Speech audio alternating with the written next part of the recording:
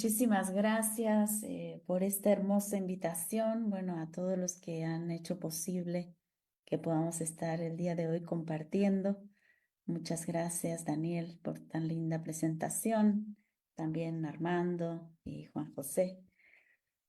Y todos los compañeros y compañeras que no se ven, que están más allá, detrás de las cámaras y bueno, que están en el movimiento justamente. Eh, Me gustaría empezar por esto último que ha comentado Daniel sobre el movimiento, porque efectivamente cuando tratamos de pensar el tema pedagógico, lo primero que nos viene a la cabeza es ¿para qué? ¿Para qué hacer una transformación pedagógica? ¿Hacia dónde? ¿Hacia dónde queremos caminar? Y en el tema pedagógico se juega, digamos, yo diría el corazón de una transformación, porque en lo pedagógico se define el sentido de lo político y también el sentido de lo económico, si lo pensamos, lo económico en su sentido originario como reproducción de vida y no reproducción de la ganancia. Pero también el tema social y en última instancia lo humano. En lo pedagógico se, se cristaliza la utopía de un proyecto. Entonces, tenemos que tener muy bien claro cuál es la utopía, hacia dónde queremos caminar, porque eso es lo que va a definir los eslabones, las metodologías, los diseños curriculares. ¿Qué es lo que queremos construir? ¿Qué tipo de relación intersubjetiva queremos producir? ¿Qué tipo de sociedad estamos pensando? Entonces, de ahí que lo pedagógico nos hace automáticamente también mirar hacia atrás, porque la utopía, aunque es, como decía Galeano, aquello que nos permite caminar, porque nos da como la dirección hacia donde vamos avanzando, pero si no sabemos de dónde venimos, no podemos emprender esa marcha. Entonces, lo pedagógico también tiene que recoger, tiene que pensar de dónde estamos partiendo, quiénes somos. Y en esa pregunta del quiénes somos, pues también está incluido el quiénes hemos sido, la historia. Es el doctor Enrique Dussel, maestro nuestro, maestro también de este movimiento, fundador de este movimiento, siempre comprometido. Él señalaba la necesidad de hacer, mucho antes de que se planteara la nueva escuela mexicana, él instaba a que se dieran ya los pasos necesarios para pensar una transformación pedagógica en nuestro país. Y él por ahí tiene una conferencia en internet que vale mucho la pena escuchar sobre pedagogía. Y él decía, tenemos que reconstruir la historia, pero una historia mundial, porque la historia que tenemos, que conocemos, y no es un pecado, digamos, solamente de México, la historia que estudiamos es la historia que nos heredó Europa, que nos heredó Occidente.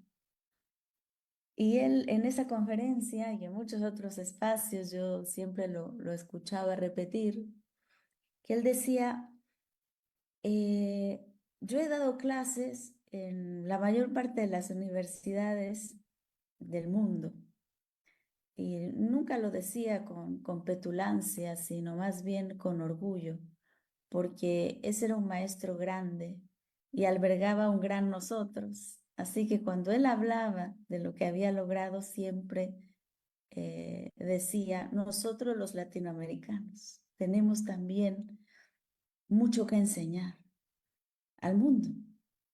Entonces, él que dio clases en la mayor parte de las universidades del mundo, siempre hacía una pregunta en todos los foros, y es, ¿alguien ha estudiado la historia de una manera distinta que aquella que nos dice que primero está la antigüedad, después la Edad Media, después la Edad Moderna? Y él dice, bueno, yo he hecho esa pregunta por décadas y nunca ha habido nadie que levante la mano. O sea, en China, en la India, en Sudáfrica, en Canadá, en todos los países de América Latina, bueno, ya puedo decir, etcétera, no había nadie que había estudiado la historia de otra manera. Entonces, hay aquí algo que analizar fundamental, y es que la globalización de la cultura europea, que es lo que nosotros conocemos como la modernidad, realmente venció en el ámbito epistemológico, o sea, en el ámbito de la producción del conocimiento. Venció con un lenguaje científico e impuso una pedagogía. Entonces, estamos aprendiendo,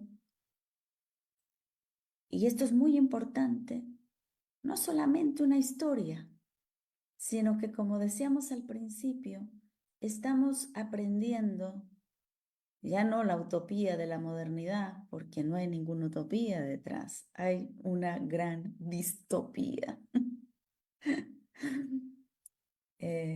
Un sueño del que hay que despertar porque parece más bien una gran pesadilla.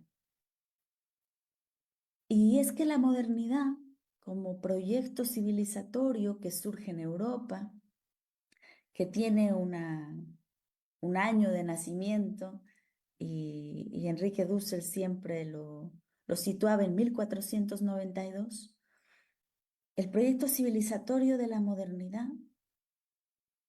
eh, produjo todo un modo de vida en concreto.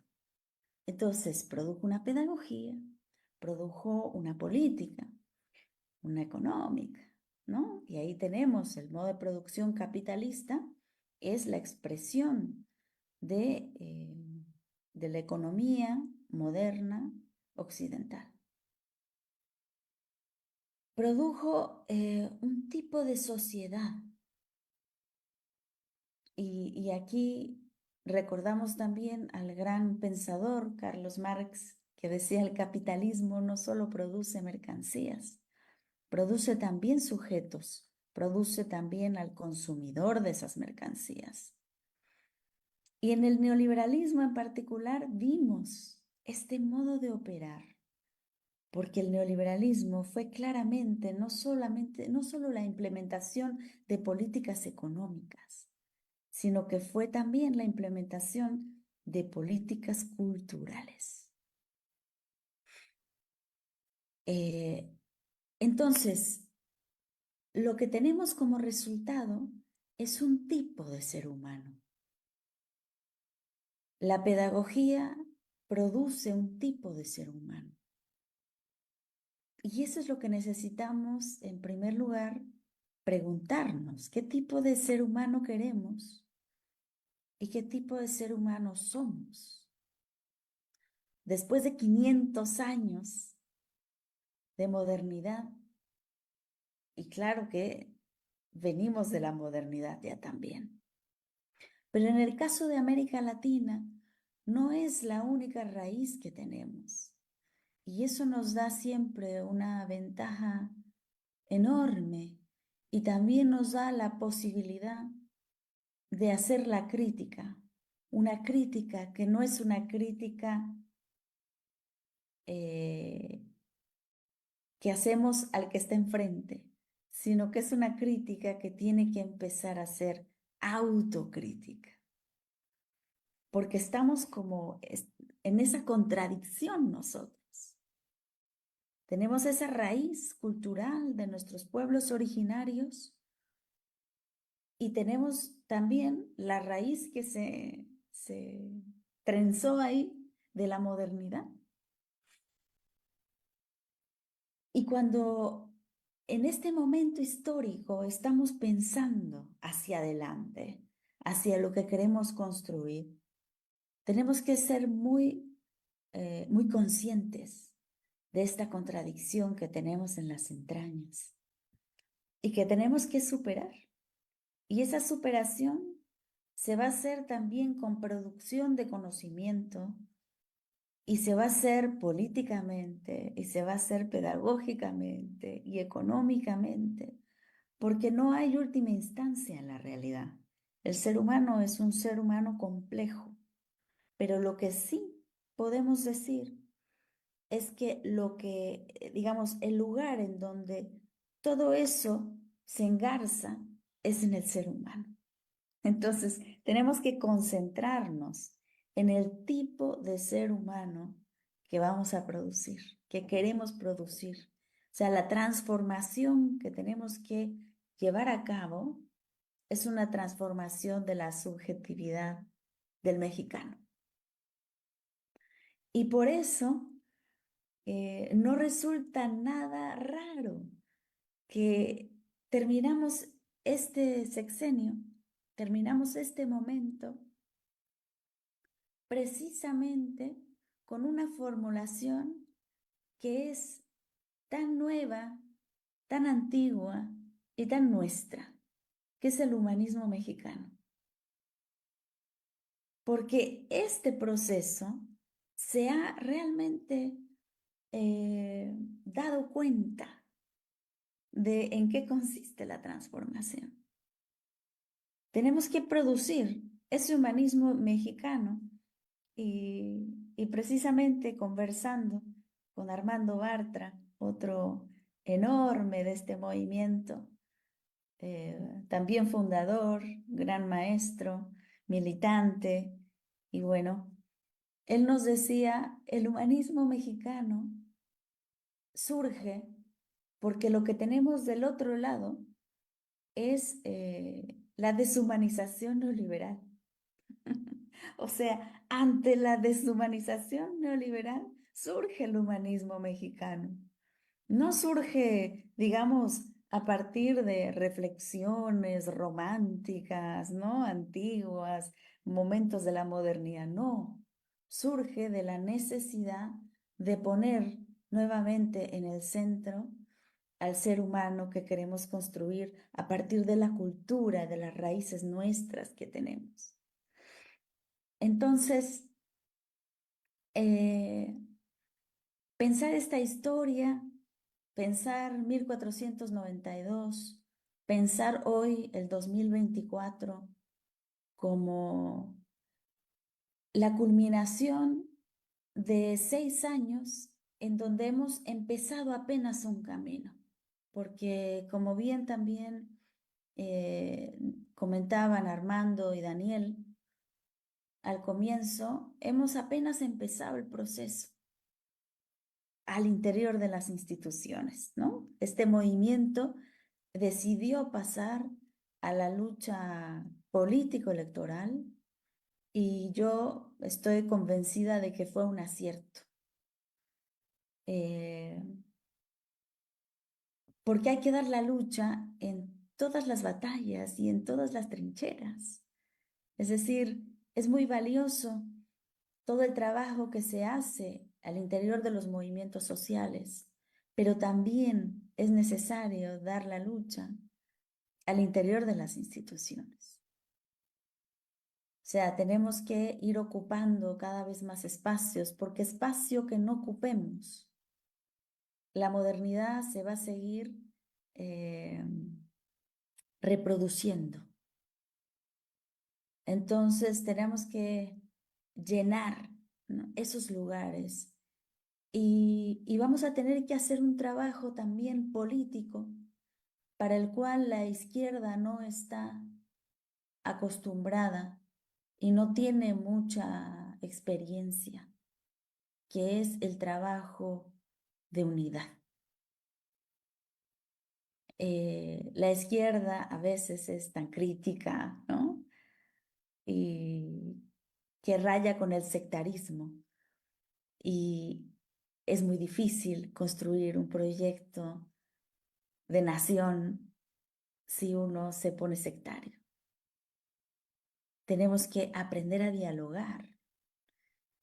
Y esa es la cultura que hay que desarrollar. No es una cultura que tengamos, pero es parte del humanismo mexicano que hay que construir. Y es decir, en esos diálogos, en ese trabajo, en estos espacios, es donde vamos madurando las ideas y vamos madurando también la experiencia política del diálogo. Ahí realmente los pueblos originarios tienen mucho que enseñarnos y la izquierda también tiene que llevar a cabo un proceso de, lo voy a decir primero, desmodernización, porque tenemos una izquierda bien moderna, que en gran parte se vuelve un enorme obstáculo para la transformación. Ahora, ¿en qué consiste desmodernizarse? Y esto, digamos, es difícil de expresar porque precisamente la modernidad produjo un lenguaje que nos hace caer en la trampa. La modernidad, cuando uno la menciona, automáticamente nos da la sensación de lo último, de lo más nuevo, de lo más universal, de lo más racional. O sea, ya automáticamente tiene una carga valorativa impresionante. Es claro, un mecanismo para evitar la crítica. Entonces, cuando nosotros decimos hay que desmodernizar a la izquierda, automáticamente lo que viene, ¿no? O sea, casi por dialéctica, a la cabeza, entonces hay que atrasarse, ¿no? O sea, hay que volver al pasado. Pero no, esto es una trampa de lenguaje de la modernidad, porque no estamos diciendo que hay que volver atrás, estamos diciendo que hay que reconectar con la raíz, que no es lo mismo, porque además nuestros pueblos originarios no son cosa del pasado. Nosotros tenemos pueblos originarios del siglo XXI. Y si no los vemos como parte del siglo XXI, es porque también la modernidad, en su pedagogía de la historia, nos enseñó que todas las culturas no europeas son cosa del pasado. Y como el pasado está atrás, entonces son atrasadas. Es una trampa de lenguaje y una trampa epistemológica. Y, y tenemos que ir saliendo de esa, como diría un hermano muy querido, Abdenur Prado, tenemos que salir de esa cárcel epistemológica, porque entonces nos es difícil nombrar lo que queremos nombrar, porque no tenemos palabras o tenemos demasiado cerca todo el marco categorial que nos ha puesto la modernidad, los conceptos que además van de la mano con valores, van de la mano con sensaciones, con emociones. Entonces, vamos a tener que aprender muchas cosas otra vez y vamos a tener que reflexionar la historia y crear palabras nuevas o crear, a lo mejor no palabras nuevas, sino contenidos nuevos de las palabras para poder ser precisos y nombrarnos y que cuando nos nombremos no quedemos inferiorizados, porque eso es lo que constantemente sucede. Entonces, yo siempre utilizo la metáfora del espejo. Es como si tuviéramos un espejo que no es nuestro y que cuando nosotros nos lo ponemos enfrente, no nos vemos a nosotros mismos, sino que vemos en el reflejo la imagen que la modernidad ha puesto sobre nosotros. Entonces nos vemos inferiores, nos vemos subdesarrollados, nos vemos incapaces, nos vemos como una cultura regional, no universal, etcétera, etcétera. Entonces, es un trabajo importante que no van a poder hacer solamente los pedagogos. Vamos a tener que hacerlo juntos. Vamos a tener que trabajar filósofos, historiadores, pedagogos, científicos, porque esta desmodernización no es otra cosa que descolonización. Cristóbal Colón se fue, vencimos 1810, se logró la independencia de este país y sin embargo no nos dimos cuenta de manera suficiente que Colón se había quedado al interior de nuestras cabezas. O sea, ya no fue necesario que estuviera físicamente el imperio español llevando adelante las instituciones del gobierno, las instituciones políticas, pedagógicas. Ya no era necesario. ¿Por qué? Porque habíamos interiorizado sus valores, su modo de comprensión del mundo, su cosmovisión. Y entonces cuando nos mirábamos al espejo y queríamos parecernos al español, no queríamos parecernos a lo que éramos. Y entonces fuimos en este intento y decían nuestras abuelas, de mejorar la raza, ¿no? De irnos blanqueando poco a poco, de irnos mezclando, de ir produciendo una cultura que llamábamos nueva, mestiza, pero que fue más como una mezcla física, pero quería siempre negar el interior de la cultura de nuestros pueblos. Quería siempre negar esa sangre indígena. Entonces, lo que tenemos hoy en día, y en eso está consistiendo la transformación. La primera transformación fue sacar físicamente al español. La segunda transformación fue sacarlo también de las instituciones políticas, porque estaba metido también al interior con las instituciones religiosas.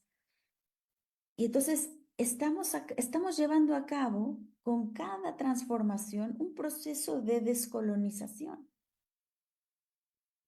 Pero nos falta. Tenemos que profundizar este trabajo de descolonización. Y eso es lo que nos toca ahora. El humanismo mexicano trata de eso, de poder recuperar una identidad que opta, o sea, una identidad que ahora nosotros vamos a elegir, que ahora nosotros vamos a abrazar con toda conciencia. Y parte de lo que se trata ahora de abrazar y de recuperar es el espíritu de comunidad.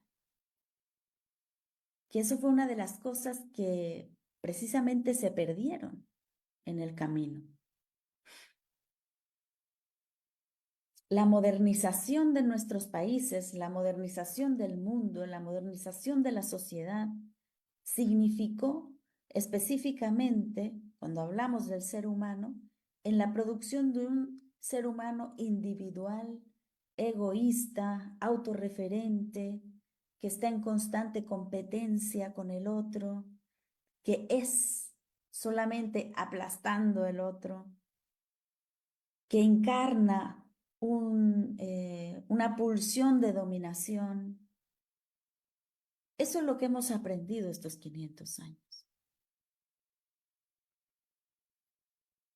Pero, aunque lo hemos aprendido, también tenemos, como hemos dicho, esta otra raíz que queda también.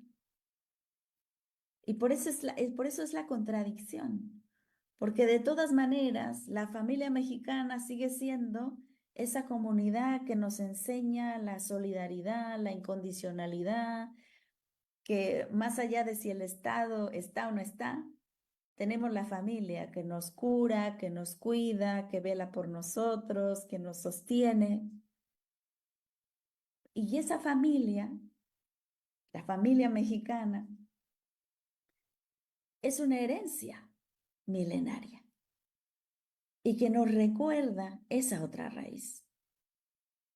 Entonces, una de las cosas que vamos a tener que expandir es esas relaciones comunitarias y solidarias para trascender el ámbito personal, para que podamos hacer política desde ahí, para que podamos hacer economía desde ahí, para que vayamos quitándole terreno a la sociedad moderna y empezar a producir una comunidad más allá de la modernidad.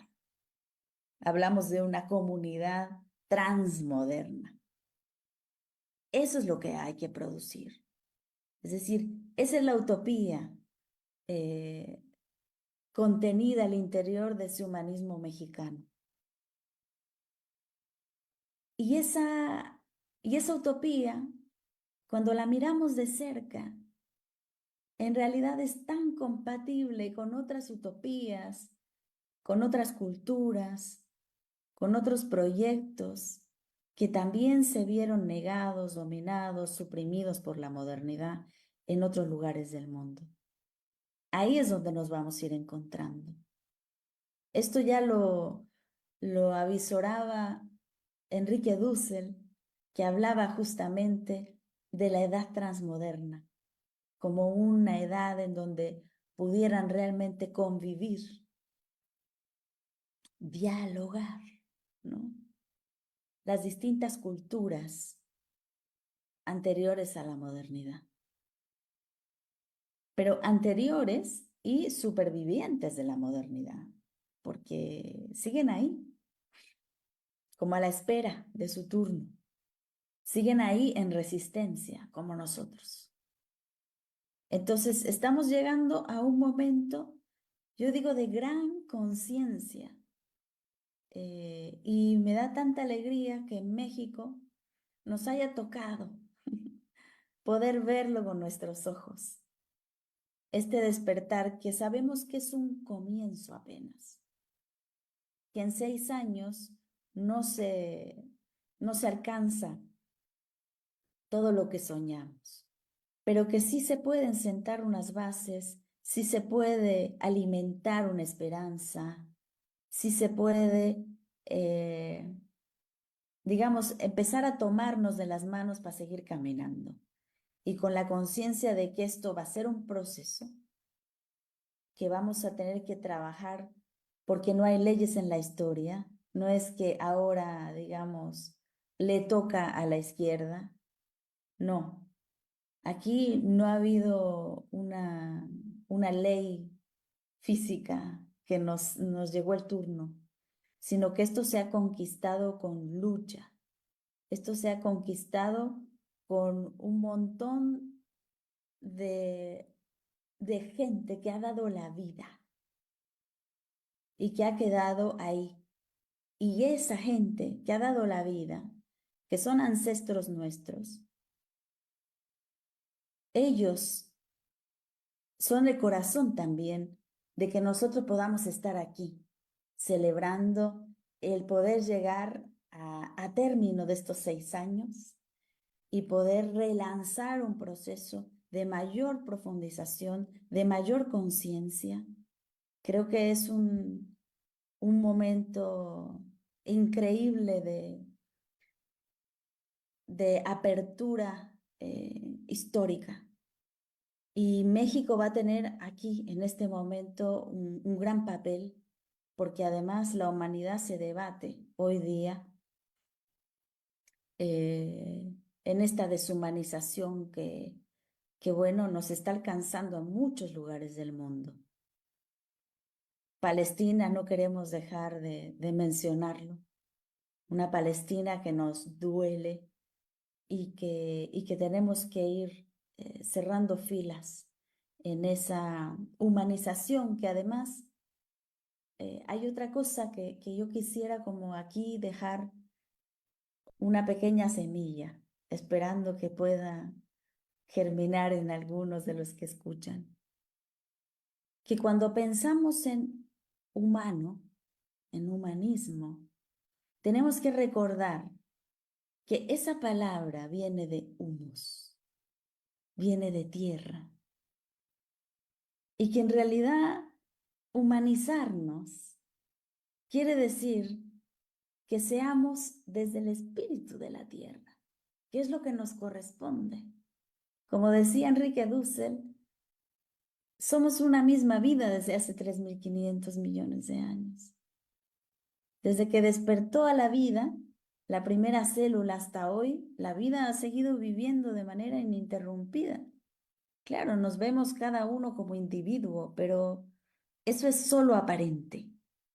Lo que está detrás, lo que está de fondo, es que somos una misma vida y que la naturaleza, que esta modernidad también nos enseñó a ver como una cosa, como un objeto.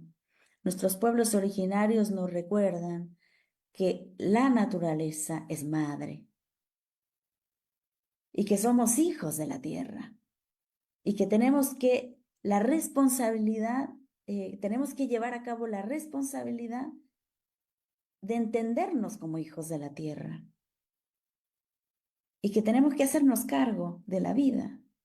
Ese es el llamado. O sea, el llamado de humanizarse es el llamado a ser comunidad de vida, a que tomemos la responsabilidad en nuestras manos y que superemos este individualismo moderno y que podamos realmente reconectar con la esencia de lo que somos, que es ser comunidad. Y nuestros pueblos originarios que nunca lo olvidaron y que siguen como un eco susurrándonos, diciéndonos que están ahí a la espera de seguir construyendo ese mundo que 500 años se intentó destruir, pero que hoy germina de nuevo. Muchas gracias.